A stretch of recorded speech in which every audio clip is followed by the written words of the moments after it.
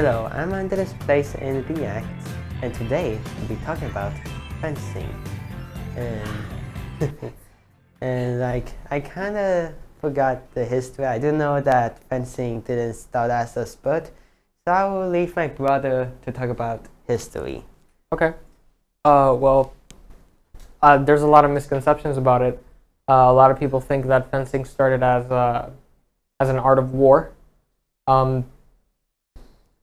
Isn't the case. It actually stems back to medieval score settling between aristocrats, noble people. The peasantry wasn't often taught swordsmanship simply because it was too expensive to do so. They were just given a sword and told, go do your thing. Meanwhile, nobles really dedicated time to practicing that art, and it was a matter of honor. It was a matter of status. To own a thin blade was a sign of power and wealth. So the nobility used to engage in combat whenever they had some discord between them. And throughout the years, they developed different techniques that guaranteed their victory. It wasn't to the death. It was to surrender. And so people steadily and surely started to make a compendium of knowledge, first of which was the Flor de Batalla, which is the name of an Italian book that was written, the first one of its kind, detailing thin bladesmanship. A bunch of other weaponry treatises came after that, but that's where it all began. And after the medieval period was over, we moved into a more modern age of bladesmanship, where it was no longer about score settling, and it was more about the art, the artistry of it, the elegance of it, the sportsmanship of it, and the honor that was once for fighting for one's family turned into the honor of sportsmanship, the honor of respecting the blade as a unifier between sportsmen.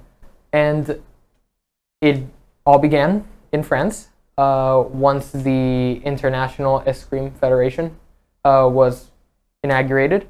And since then, they have been regulating fencing, making it more secure, starting with taking the sharp off the blade, which is, I think, the most important part. Now we have a nice little button. Oh yeah, it still hits hard. But right now it's one of the safest sports.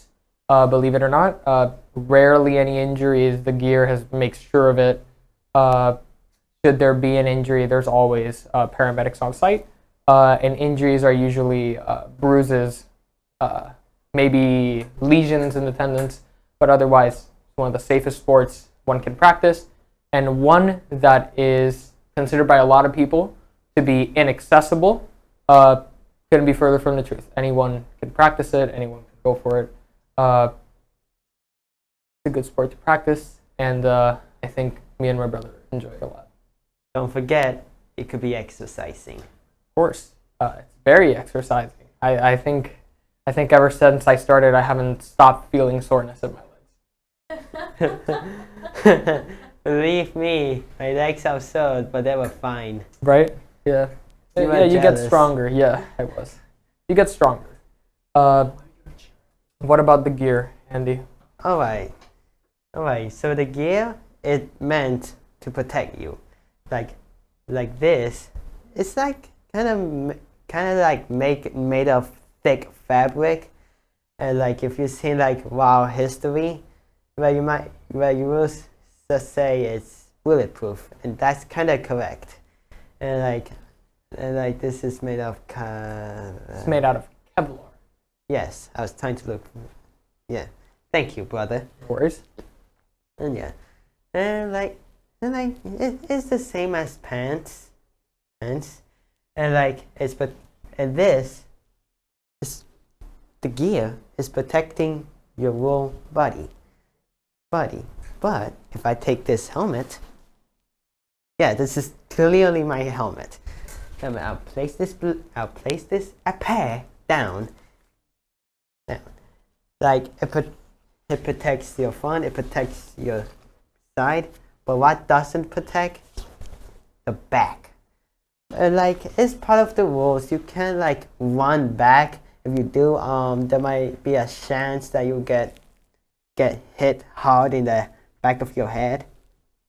I can see like these black dots, but what I see is kind of like normal. It's Right. kind of like a unknown creature. It's made out of an iron mesh that prevents anything from going through. It's very, very hard to break through it. It looks wimpy. It looks like it can't protect you, but guarantee you, there's very little that's gonna get through it. It can handle a lot of pounds of force. It's steel.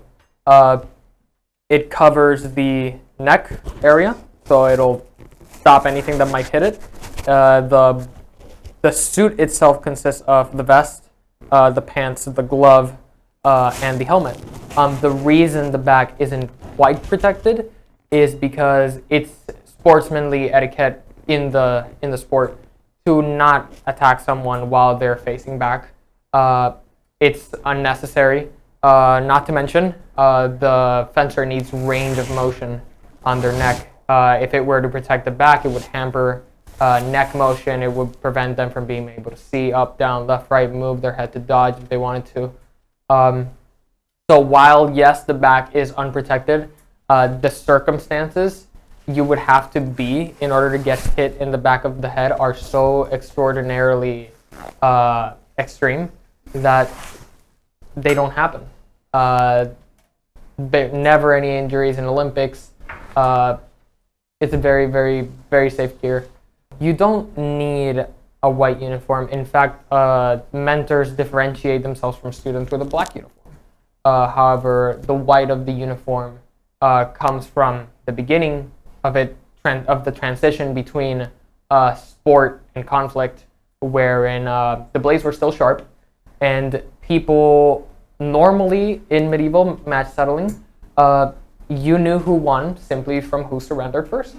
But now that the goal wasn't surrendering as much as it was getting the first touch, which is when the blade hits the opponent, it was made white so that when it pierced the vest, whoever had red on the shirt first lost for very obvious reasons. However, as time went on, they realized stabbing one another wasn't the best idea if they wanted to make it an open sport. So the tip of the blade was replaced with a button, and injuries became non-existent. So it was always white for that purpose, to determine whose blood was spilled first, and as such, who is the victor. Let's talk about the weapon. Okay. Alright. This is a weapon called épée. Épée was the first weapon that was used. Actually, you're incorrect. Correct. Because foil are the first one that is made. It has short range. It's lightweight. You can do it, and you can move it fast if you want. And this épée is heavy, and I mean heavy. Like this is protecting your hand, and except this gap, but you get used to it. And this is a long range. It's heavy and it's heavy. You move a bit slow, but if I move it, I kind of like move a bit faster. But you explain it. Okay. Well, in fencing, there are 3 different blades. At least the ones recognized by the Federation are the foil, which is a lightweight, as my brother said, lightweight and flexible sword. It has its own rule set. The épée, which comes from the French word meaning sword. It is the latest addition to the arsenal allowed in competitions, and it has the most versatile rule set, allowing for a lot of mind games, a lot of mental conflict over the physical conflict. And last but not least, there's saber, which is the second oldest, and it is the only one of the weapons where one can hit with the side of the blade instead of the tip of it. It's very popular, a lot more aggressive, and it also has its own rule set. We practiced épée and a little bit of foilmanship. The rules of épée are very simple. The blade can make contact in any part of the body, and it counts as a point, be it the toe or the chest. The handguard is made so that you can protect your hand. However, that doesn't mean that people can't hit in your hand. It really is no holds barred. Wherever in the body is accessible to the other fencer, they can exploit that weakness. In fact, there's a lot of techniques that rely on swinging the sword over the person's back, making a curve, tapping. They're called flicks. But it is among the most popular, not more popular than saber, but still quite a popular weapon to use. Over these more recent years, things have been getting a lot more progressive, especially with the introduction of lightsaber fencing. Yes, like Star Wars. It's True. There's a lot of showmanship involved in it, but it's just as much a sport as épée, saber, and foil. And I honestly can't wait until it's a real thing. I don't think anything will beat watching Anakin's and Obi-Wan's in the Olympics. Well, in the beginning, it was through referees. There would be people practiced in fencing who were now retired and would just dedicate themselves to observing the match, making sure that they could determine exactly when a point was being made. It led to a lot of conflict in the sport, from people saying, "Oh no, that was my point," or "No, that was their point." So modern times, thankfully, gave us a solution in the form of electronics. These wires are kind of like thin, so if you may see the weapon, but you didn't see these wires and this plugs. Right. Plugs, and you might be wondering, if you don't know this, if you're in fencing, you might know like there's cables you can plug in. This is a cable. It literally is just called a cable because for sure this cable. Mm-hmm. So it goes into a pair, but not just the it goes into the pair. Right. Pair. Like there's like different cables for foil and saber. Right. Saber and behind the handguard lies not only the orthopedic grip, which was designed in Belgium for ease of use with the weapon, but there's also this sort of electronic canal where one can connect this cable into. That cable is then connected to another cable that slips out from your back through the vest. And this button on top is connected to a copper wire that lines the middle of the blade. Whenever the button is depressed, as in pressed down when you stab the opponent, it sends an electrical current down the copper wire, across the wire connected to the blade, and down the long wire leading back to the scoreboard. A light will then light up to say who got a point, if they both got a point at once, if the point was valid. It's made easy, point keeping, determining what is a false point, what might have just been hitting the ground or hitting the ceiling. It has made everything a lot more easier and has just catapulted fencing into a more understandable and more accessible sport overall. I think what I like about fencing is that there's a lot of respect involved. We all very much care about the art and the practice we put into it.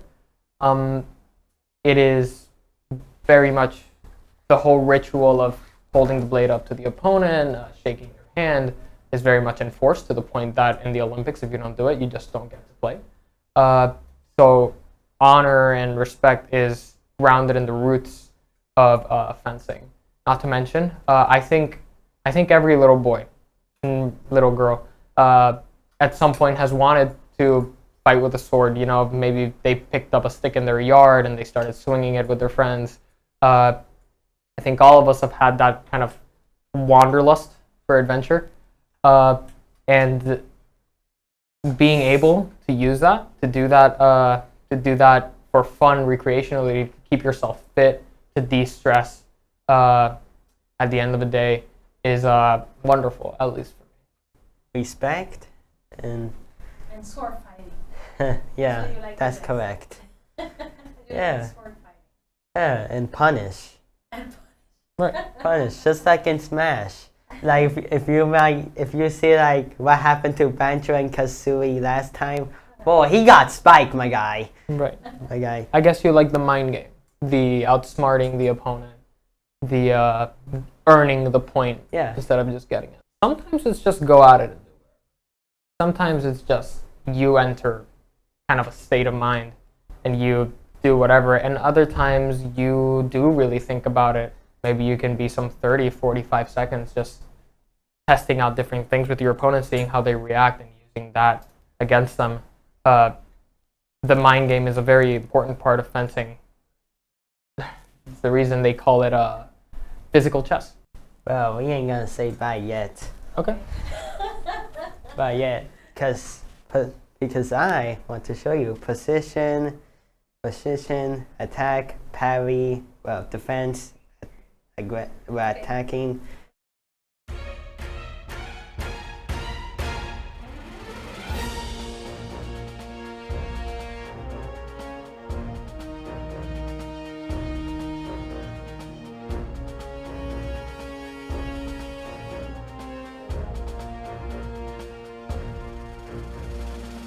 My younger brother will serve as model for this. This is just a standard on guard. It's an L shape with your legs. You make an L shape, you take one step forward and you flexion your knees. That's your standard on guard. He is not making any moves right now, however, depending on how his opponent reacts is how he moves. There's the fencing front is divided in 4 halves, right? Top left, top right, bottom left, bottom right. And all movements are in accordance to that square or group of squares. Guards like this, moving inwards, are known as 4th guards. Guards moving outwards are 6th guards. And this is all there is. You just adjust the verticality, maybe move it lower. Maybe your wrist takes a bit of an angle to make sure you catch the blade on the handle guard. In fact, catching the blade on the handle guard is one of the most important. Then there's contra 6th and contra 4th. Contra 6th is when you make a spin, right? Catch the blade and you go forwards. And contra 4th is when you make the spin the other way. Go in, catch the blade, and get the touch. There's not much else to it. There's other moves such as lunge, which involve the extension of the arm, followed by a forwards lunge, followed by a coming back with the arm still extended, and then returning to a natural position. It is fundamental in FA fencing to keep that blade up as you're coming back, as to make sure that hasty opponents who aren't being cautious with themselves run into it and do the job for you. That's really all there is to it. It's a very simple sport to learn, very hard sport to master, however. And everything boils down to that mind game, that battle of wits, in which your footwork and the way you move your blade, trying to trick your opponent into doing something that might not be in their favor, is the groundwork of fencing and what we do bi-weekly to try and make sure we are the best we can be. Thank you very much. Even though I'm a model, doesn't mean I lost my YouTube channel. Oh, of course not. I think that's a good place to end it. I'll give a shout out to my coach Maulan. I think that's how you say his name. Yeah. Like he teach me that it's like move, like the moves, attack, defense, and the way me and my brother moves. Where were you to practice? Well, fencing club. Yeah. Bye. Goodbye, coach. If you're watching this, I will see ya in next Friday.